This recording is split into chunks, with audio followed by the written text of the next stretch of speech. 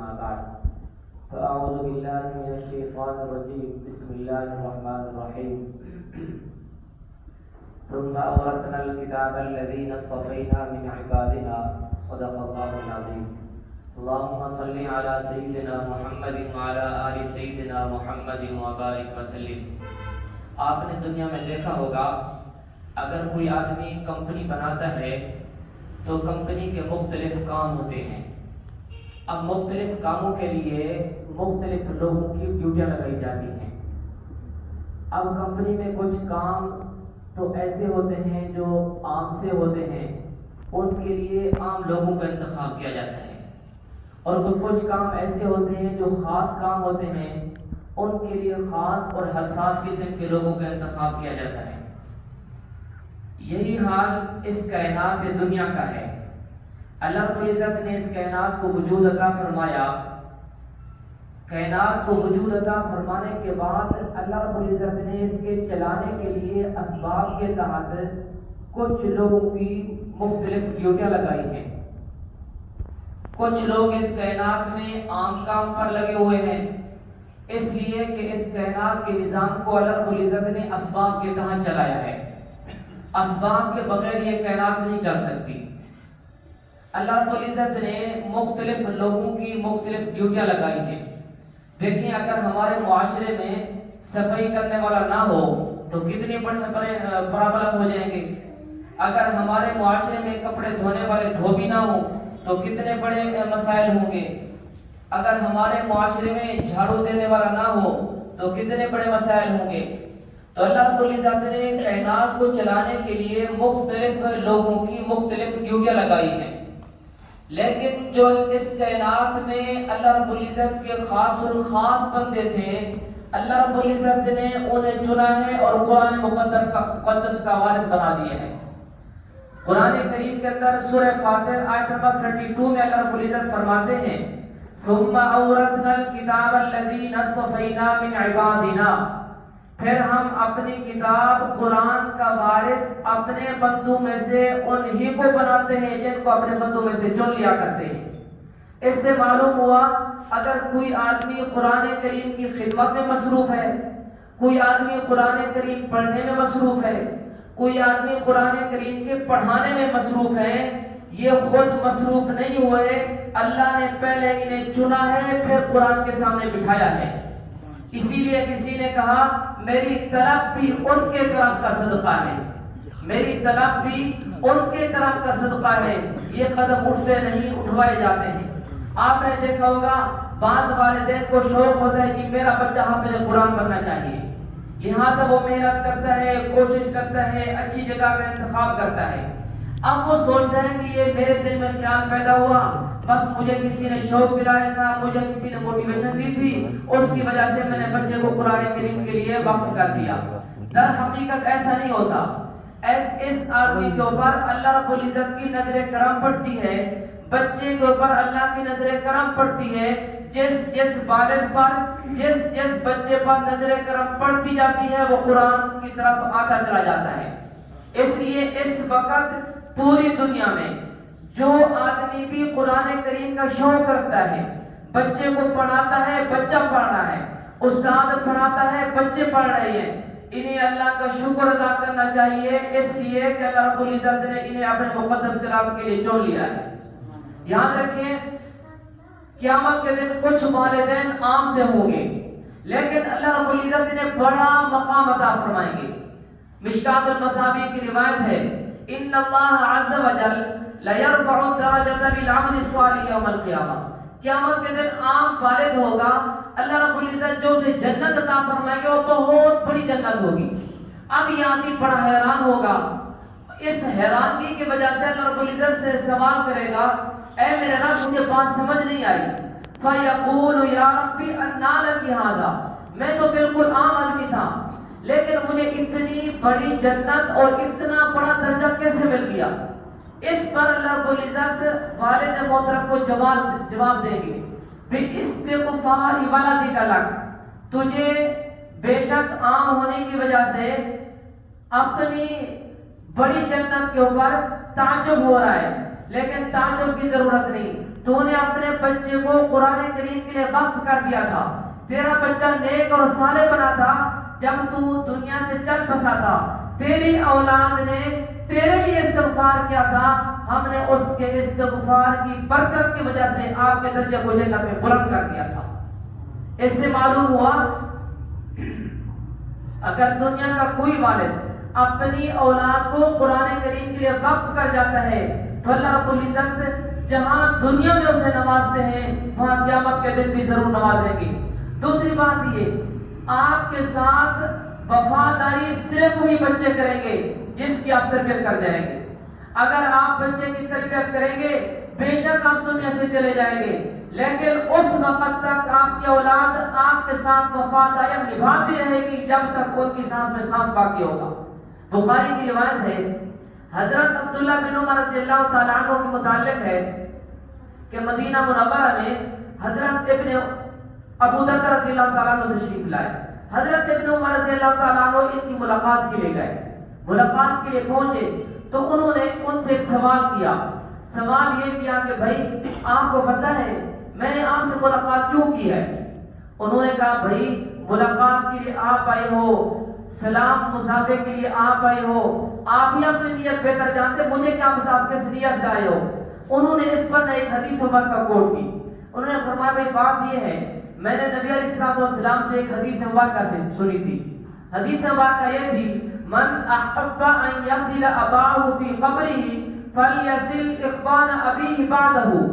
اگر کوئی آدمی یہ چاہتا ہے کہ اپنے مرحوم والدین کے ساتھ ان کی قبر میں وفاداری کرے، ان کے ساتھ حسن سلوک کرے، تو اس کا طریقہ یہ ہے کہ وہ اپنے والدین کے دوستوں کے ساتھ حسن سلوک کرے، اللہ اس کا صلہ اس کے والدین کو ان کی قبر میں عطا فرمائیں گے۔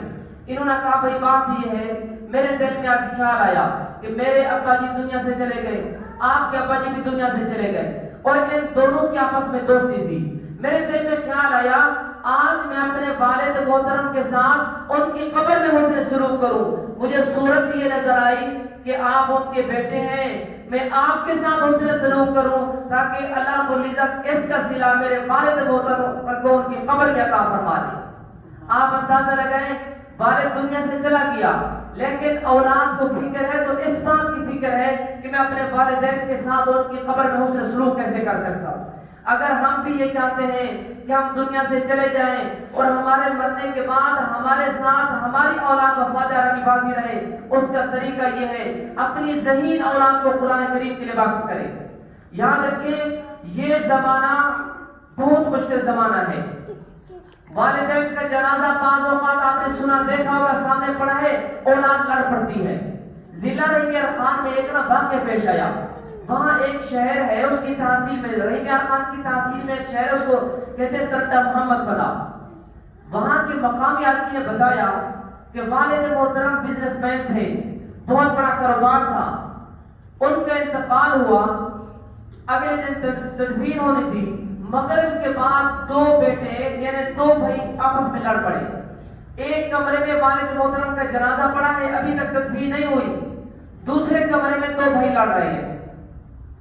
بعد میں پتہ چلا کہ ان دونوں کے لڑنے کی وجہ یہ تھی کہ ایک بھائی نے کہہ دیا کہ ابو کی پراپرٹی میری ہے، اس لیے کہ میں نے ابو کے ساتھ اس میں کام زیادہ کیا ہے۔ جب اس بھائی نے اپنے لیے اس کا دعویٰ کیا تو دوسرا بھائی لڑ پڑا۔ آپ اندازہ لگے والد محترم کا جنازہ بھی موجود ہے، ابھی اس دنیا سے چلے تو گئے لیکن ابھی تک آنکھوں سے غائب نہیں ہوئے، اولاد لڑ رہی ہے جائیداد کی وجہ سے۔ آپ ذرا اندازہ لگائے جب والد محترم آنکھوں سے اوجھل ہو جائیں گے اور ہماری دل و دماغ میں صرف یادیں رہ جائیں گی اور کچھ وقت کے بعد یادیں بھی ختم ہو جائیں گی، تو کیا ہماری اولاد ہمارے ساتھ وفاداریاں کرے گی؟ ممکن ہی نہیں ہے۔ اگر ہم یہ چاہتے ہیں ہماری اولاد ہمارے ساتھ وفاداری کرے تو اس کا طریقہ یہ ہے اپنی ذہین اولاد کو قرآن کریم کے لیے وقف کریں۔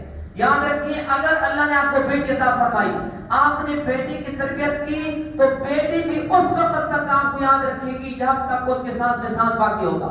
بخاری میں روایت ہے ایک نوجوان بچی نبی علیہ السلام کی خدمت میں حاضر ہوئی۔ آپ حیران ہو جائیں گے کہ صرف پہ نازوں کے اندر تربیت ہو جائے تو وہ کہاں تک وفاداری نبھاتی ہے. خدمت اقدس میں حاضر ہوئی اور بہت بڑا سوال کیا. سوال یہ تھا، اللہ کے رسول میرے ابو جی کا اچانک انتقال ہو گیا، لیکن میرے ابو جی کو پر حج فرض تھا، وہ حج کر نہیں سکے. مجھے پریشانی یہ ستائی جا رہی ہے کہ کہیں قیامت کے دن میرے والد محترم کی پکڑ نہ ہو جائے. اللہ کا رسول اگر کوئی اس کا سلوشن ہو دین مطہرہ میں تو مجھے اس کا سلوشن بتائیں. نبی علیہ السلام نے فرمایا، بیٹا اس کا سلوشن موجود ہے، اور وہ یہ ہے کہ آپ اپنے والد محترم کی طرف سے حج ادا کر لو، اللہ ان کے ساتھ سے فرض کو ثابت کر دیں گے. آپ اندازہ لگائیں، بیٹی ہے جس کو ہم عام طور پہ اگنور کرتے ہیں کہ جی بیٹا پیدا ہو تو مٹھائی بھی تقسیم کرتے ہیں، بیٹی پیدا ہو جائے تو ہر آدمی کا منہ اترا ہوا ہوتا ہے کہ جی گھر میں بیٹی پیدا ہوگی. لیکن اگر آپ بیٹی کی تربیت کریں گے، یقین کریں شاید بیٹا اتنی وفاداری نہ کرے جتنا آپ کی بیٹی آپ کے ساتھ وفاداری نبھائے گی. اس لیے ایک ہی پیغام ہے، اگر ہم یہ چاہتے ہیں ہماری اولاد ہمارے لیے صدقہ جاریہ ہو، ہماری اولاد ہمارے مرنے کے بعد ہمارے ساتھ حسن سلوک کرے، تو آج ہی سے ارادہ کریں کہ انشاءاللہ دینی نہج پر اپنے بچے کی تربیت کریں گے. ایک بات بڑی عجیب ہے، ہماری نیک اولاد ہمارے مرنے کے بعد ہماری زندگی ہے. میں نے کیا کہا؟ ہماری نیک اولاد ہمارے مرنے کے بعد ہماری زندگی ہے. اس کو میں ذرا ایکسپلین کرتا ہوں. دیکھیے، ہم دنیا میں جب تک زندہ ہیں نماز پڑھ سکتے ہیں، روزہ رکھ سکتے ہیں، جو آپ نیکی کا کام کرنا چاہیں اپنی مرضی سے کر سکتے ہیں. لیکن جب ہماری روح نکل گئی، ہم نماز پڑھ سکتے ہیں، روزہ رکھ سکتے ہیں، دنیا کی نیکی کا کوئی کام بھی سر انجام دے سکتے ہیں؟ نہیں. لیکن اگر آپ اولاد کو نیک اور صالح بنا جاتے ہیں، نبی علیہ السلام فرماتے ہیں تم قبر میں پڑے ہوگے، تمہاری نیک اولاد کے اعمال صالحہ کا ثواب تمہیں قبر میں بھی ملتا رہے گا. چنانچہ آپ فرماتے ہیں 3 چیزیں ایسی ہیں کہ انسان دنیا سے چلا جاتا ہے لیکن 3 چیزوں کا ثواب آپ کو قبر میں مستقل پہنچتا رہتا ہے. نمبر 1، الا من صدقۃ جاریہ، صدقہ جاریہ. اگر آپ کسی ایسی جگہ انویسٹمنٹ کر جاتے ہیں جہاں سے لوگوں کو فائدہ ہوتا ہے، جب تک یہ سلسلہ باقی رہے گا اس وقت تک اس صدقہ جاریہ کا ثواب آپ کو قبر میں ملتا رہے گا. نمبر 2، او علم ينتفع به. اگر آپ کسی کو پڑھا جاتے ہیں، آپ ٹیچر ہیں، آپ پڑھانے میں محنت کر گئے، آپ نے کسی انسان کو اچھا انسان بنا دیا، کسی کو ڈاکٹر بنا دیا، کسی کو انجینئر بنا دیا، وہ قوم کی خدمت میں مصروف ہے، کسی کو عالم بنا دیا، کسی کو قاری بنا دیا. جب تک یہ لوگ کام میں مصروف رہیں گے اس وقت تک آپ کو قبر میں ان سب کا ثواب ملتا رہے گا. نمبر 3، لاسٹ میں نبی علیہ السلام نے فرمایا او ولد صالح يدعو له. اگر آپ کی اولاد نیک اور صالح ہے، آپ کے مرنے کے بعد، آپ کے دنیا سے جانے کے بعد آپ کے لیے دعا کرتی ہے، آپ کے لیے اعمال کرتی ہے، اولاد آپ کی ہے، آپ کے لیے جب تک اعمال کرتی رہے گی اس وقت تک ان سب اعمال کا ثواب آپ کو قبر میں بھی ملتا رہے گا. اس لیے آج ہی ارادہ کریں کہ انشاءاللہ ہم اپنے ذہین بچوں کو قرآن کریم کے لیے وقف کریں گے تاکہ یہ اولاد دین کی خدمت میں بھی بہت بڑا کردار ادا کر سکے اور ہمارے مرنے کے بعد ہمارے لیے صدقہ جاریہ بھی ثابت ہو سکے. اللہ تعالیٰ سے دعا ہے اللہ رب العزت ہم سب کے بچوں کی تربیت فرمائے اور ہم سب کے دلوں میں ذوق و شوق پیدا فرمائے، ہماری اولاد کو ذوق و شوق عطا فرمائے اور ہماری اولاد کو اللہ رب العزت قرآن کریم کے لیے قبول فرمائے. وآخر دعوانا الحمدللہ رب العالمین.